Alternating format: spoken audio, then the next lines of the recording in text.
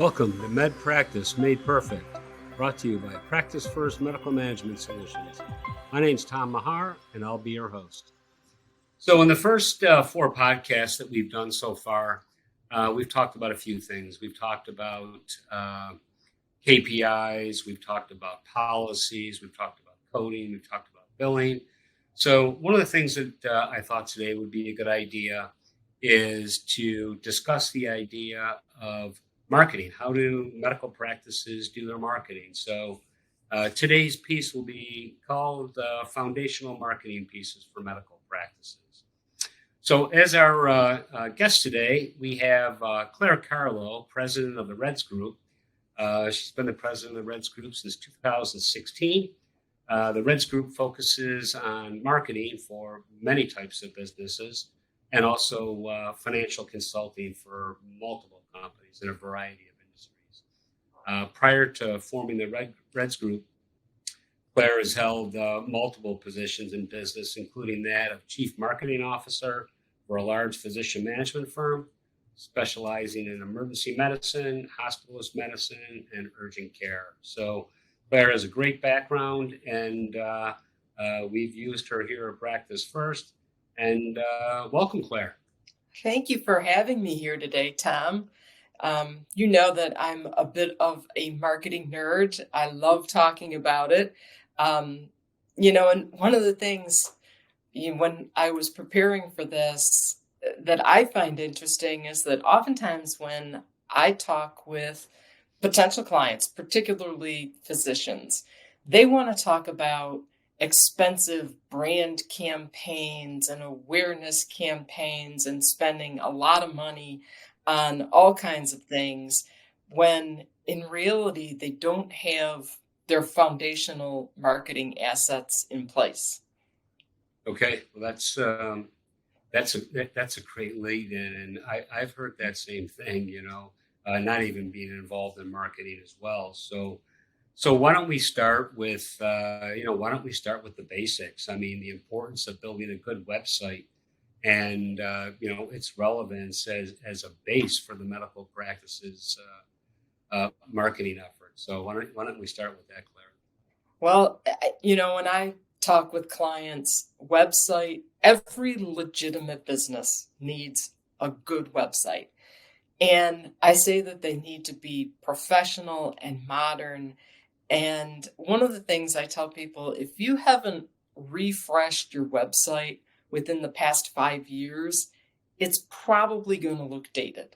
So you should really take a look at it every 5 to 7 years. And when you do, I really recommend that you look at it on your phone and that you design your website for mobile, because today 60 to 70% of all website traffic across the globe is done on a mobile device. So that's really the user experience that you need to be most concerned about. Another thing that I say is that you should put your most important information at the top part of your phone of that screen when you're looking at it. So the interesting thing is it's the information that people are really going to your website for. And it's not, it's not really sexy and exciting stuff. They're typically there for transactional type information. They want to know your phone number, your address. Most importantly for physicians is, how do I make an appointment? So that's the kind of information that you need to have, and it needs to be easy to find. And, along that same vein is that I talk a lot about a call to action. So what's the one thing that you want someone to do when they get to your website? If you're a physician practice, you want them to make an appointment. So you have to have that information, that call to action. And a little hint that I've found through a lot of different research and working with a lot of different businesses, especially on a phone, people will click a button more than they'll click a link. So you should have that call to action. Schedule an appointment today. Call us today. It- Multiple places throughout your website. And then Right. finally, when I'm looking at websites, the last thing I say is you've got to make them so that you can be found easily through Google and all of the other search engines. And any good web developer, any agency that you're working with should be able to help you with search engine optimization. And I could do a whole 30 minutes on that, but it's really something that I think people who particularly haven't refreshed their website in the last 5 years, I mean, Google has changed their algorithms. So it's really important to focus on that. Yeah, that's interesting. I think that the one part that I thought was very interesting was the idea of the buttons on the website rather than a link. I mean, so many people that are concerned about cyber issues are afraid to click on links anyhow. So a button within a website, I think, is probably people would be a lot less reluctant to click on that rather than the link. So that's a great point. Okay, so why don't we talk a little bit about the next part, which is this online reputation management, its importance, and how you manage this. I know it's a lot different for physicians, especially physicians that are moving from practice to practice. So why don't you go into that a little bit? Sure. And this is something that I don't think a lot of physicians or physician practices it's even on their radar. So when I talk about online reputation management for physicians, I'm talking about their listings. So there's multiple sites out there that we're all familiar with, WebMD and Vitals and Health Grades. Um, they're out there and they aggregate public information. So they're pulling every physician who's out there and they say where they went to school and what they're board certified in and who they're affiliated with.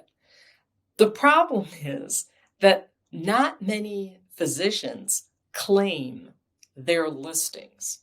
And when they don't claim their listings with their own personal email and their own cell number, then it makes it very, very difficult to change those listings. And really why it's important, I had a client who hired a specialist into their practice from a competing practice across town.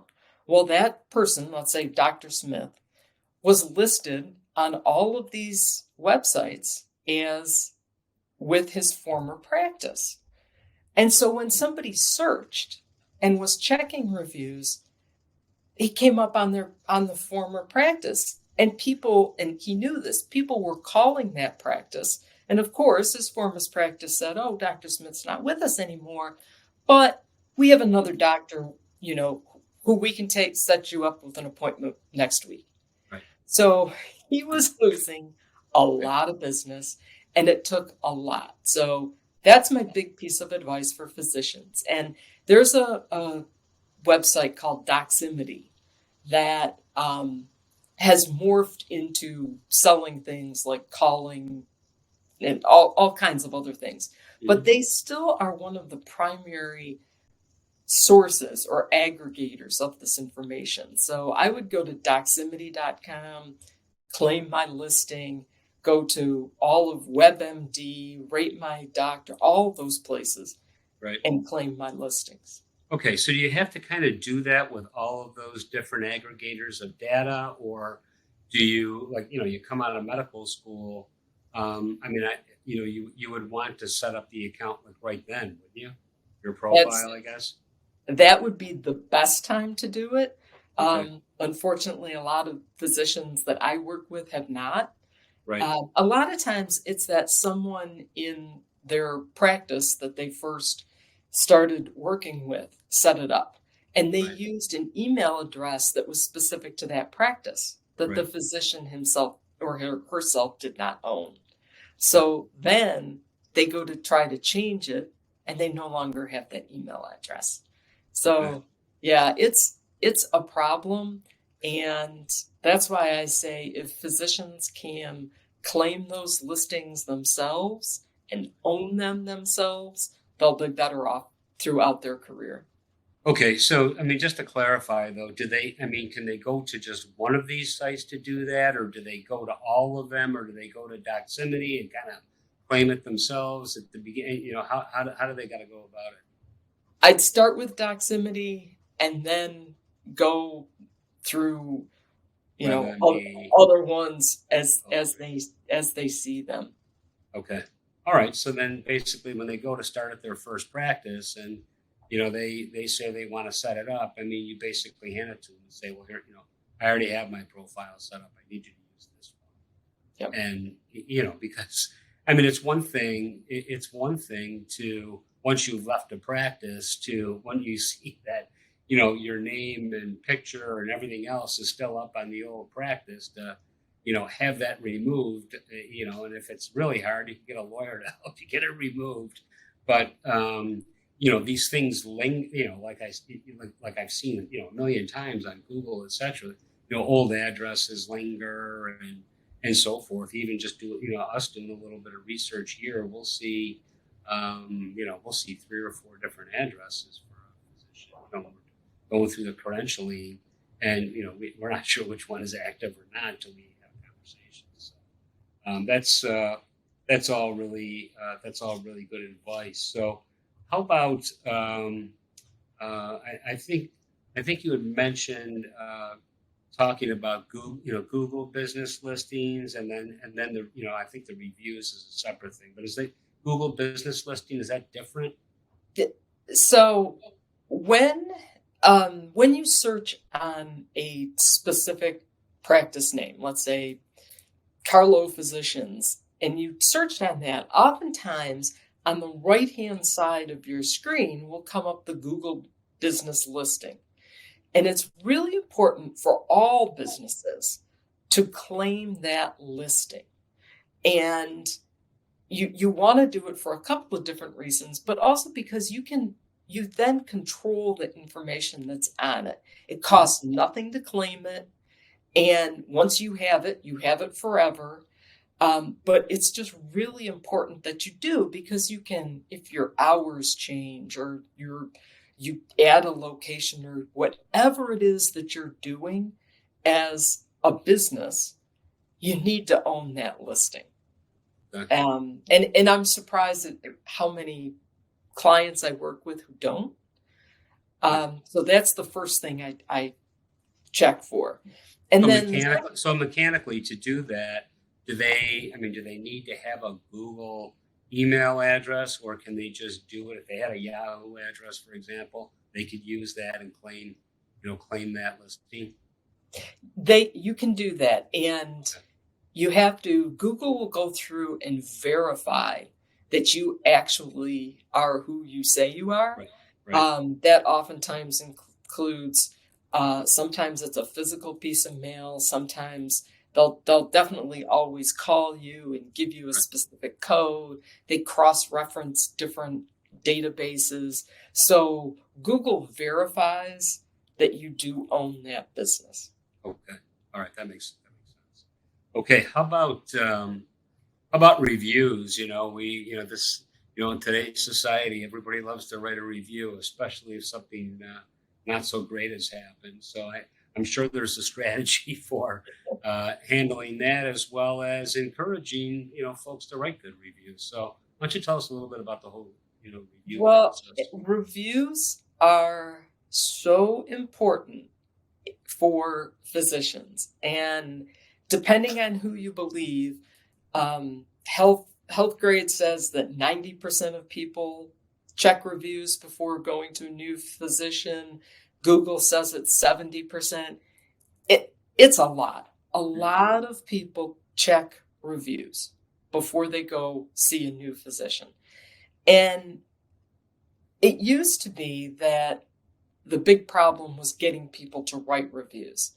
But today, especially in the last 4 or 5 years, any kind of online scheduling software or billing software, all these softwares that physician practices are already using, like Clockwise and Patient Pop and Athena, Dr. Kronos, all of them now either incorporate into their package, their offering, or have as an add-on the ability to text patients after they visited and ask for a review. And I say do it, because obviously there's going to be some bad reviews, but really most physicians have really good reviews. And every practice, every business should aspire to that anyway. So if you're getting bad reviews, you should make some changes. But if you do get bad reviews, and this is something that I actually worked with one of my clients on, when there was a bad review specific to a physician visit, we had an auto reply, we had a canned reply that we put up that said, "Thank you for your review. We apologize for your experience. We cannot speak with you. We cannot discuss this over social media, but please call our office." And we just listed a phone number at first and weren't getting the kinds of traffic that we wanted. So when we listed a person's name, "Please call Claire Carlo at this phone number between 8:30 and 5 on weekdays," more people did that. And most of the time, we were able to resolve their complaint. They may not have taken down their review or added another review, but we saved that relationship. And it is always cheaper to keep a client rather than try to attain a new one. So it's, it was time and money well spent. So That's interesting. I didn't realize. I mean, do people possess the ability to pull down a bad review or pull down a good review for that matter? You can. Oh, really? You can. And depending on the social media site that it's on, I'm not sure you can do it on Yelp, but I'm pretty sure you can do this on Google. I know that as a business, we can take down some reviews on some sites. The biggest thing is you don't want to do that. I mean, you don't want you want a level of transparency. Sure. So my biggest advice for clients is, if you've got a bad review that's coming up, you need to get 10 good reviews to replace it. So let's focus on your customer service. Let's have a great experience for, in this case, patients, and those bad reviews will go by the wayside. That's great. That's great advice.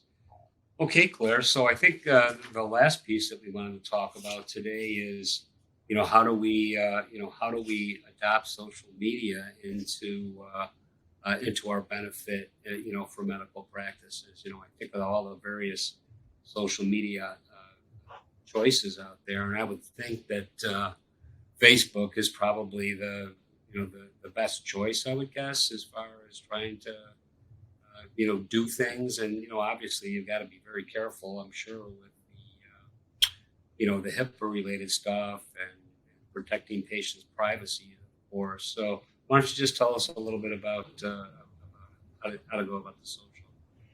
So a lot of advertising today is on social media.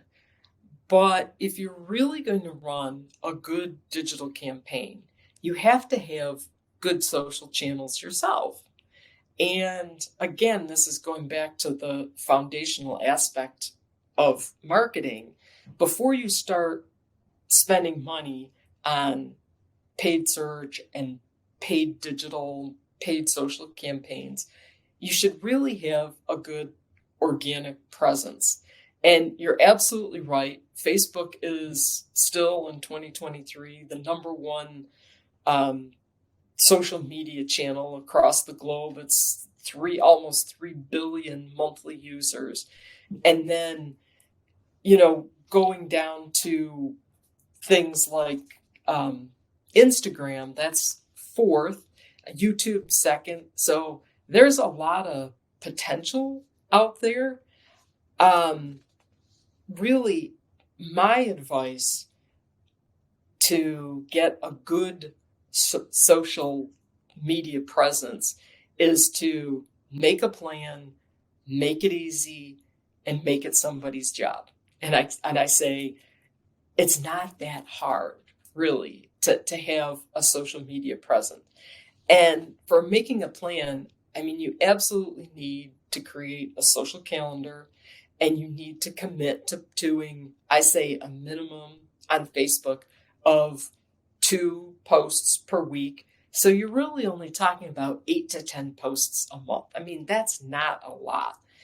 But to make that happen, what I really work with my clients to do is to create content buckets. And by a content bucket, it's just a type of content. So I say we're going to come up with 4 different types of content, and we're going to make 2 posts about those a month. And that content could be really simple things, but it has to be things that your audience is interested in. It can't just be, just fluff.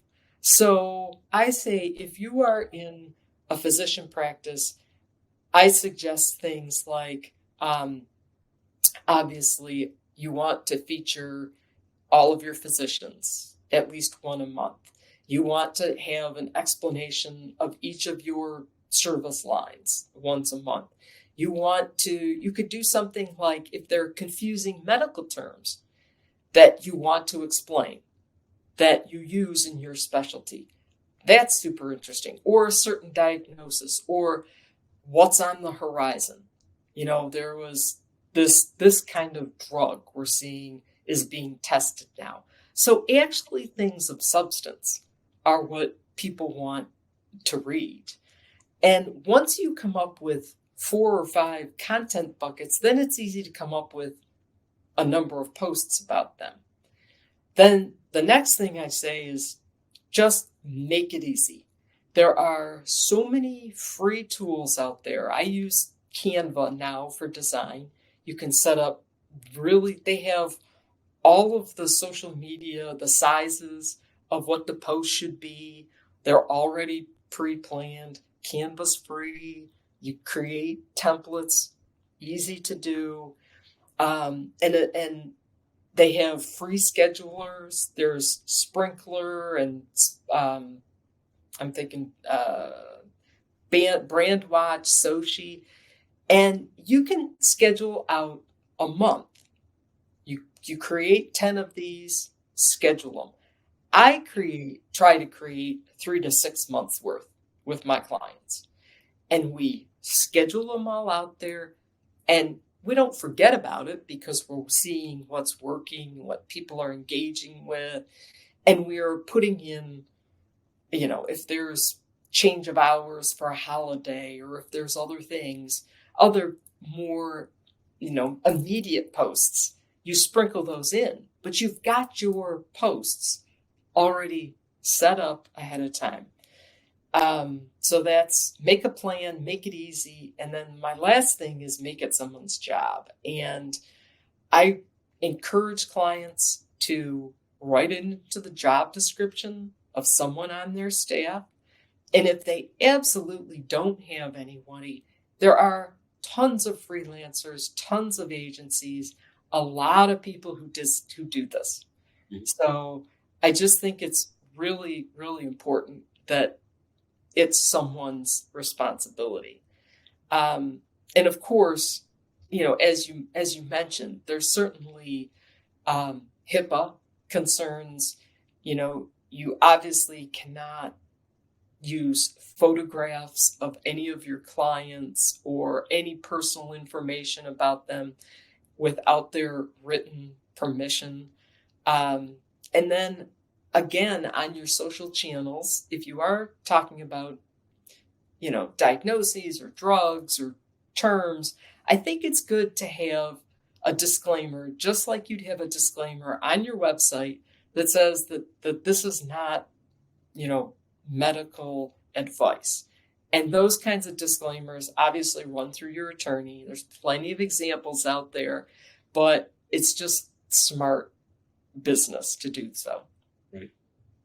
Yeah, that's interesting. So, just a simple example would be, beyond some of the things that you can do all year long is sprinkle in things that are seasonal. So, we're in Western New York here. I mean, pollen counts, seasonal allergies, and everybody wants to run and get an antibiotic. If you were a primary care doctor, maybe you talk about that, during the cold and flu season, get your flu shot, et cetera, et cetera. So I can see for a lot of different specialties how, there's plenty of things that are relevant and changing throughout the year. And some, you're more affected to in certain parts of the year than others.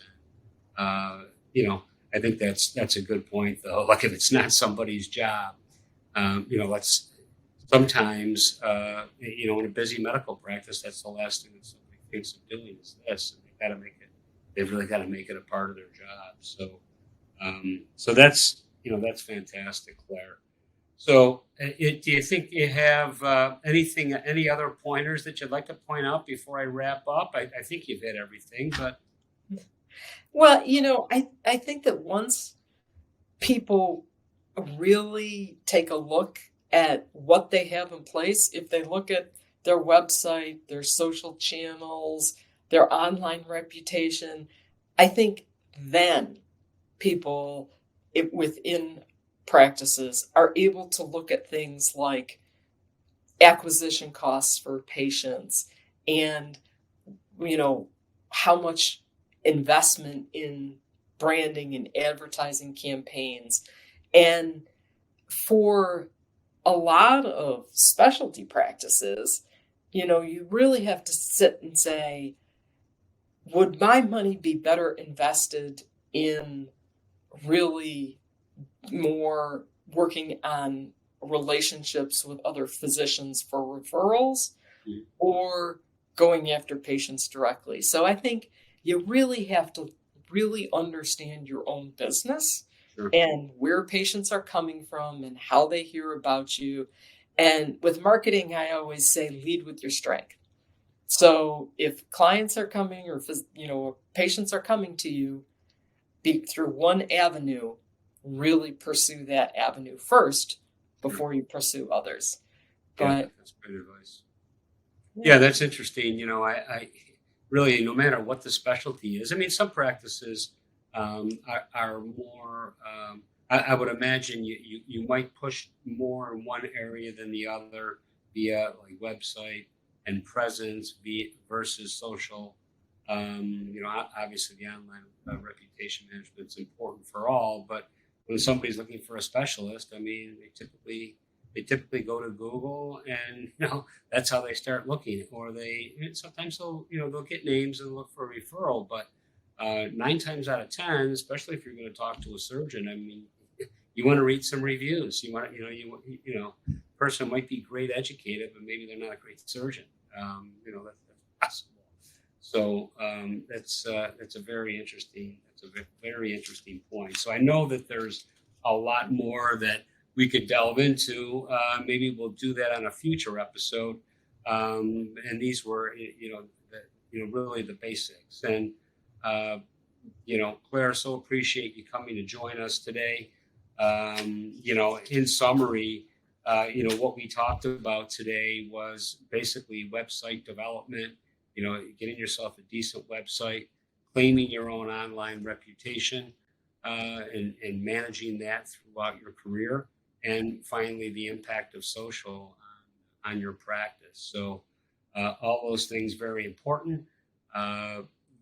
Claire can be reached at, make sure I get this right, Claire_Carlo at theredsgroup.com. that's it. Claire, any questions there? Of course, I can be reached at Tom at Practicefirst.com And we appreciate everyone joining us today and look forward to seeing you next time.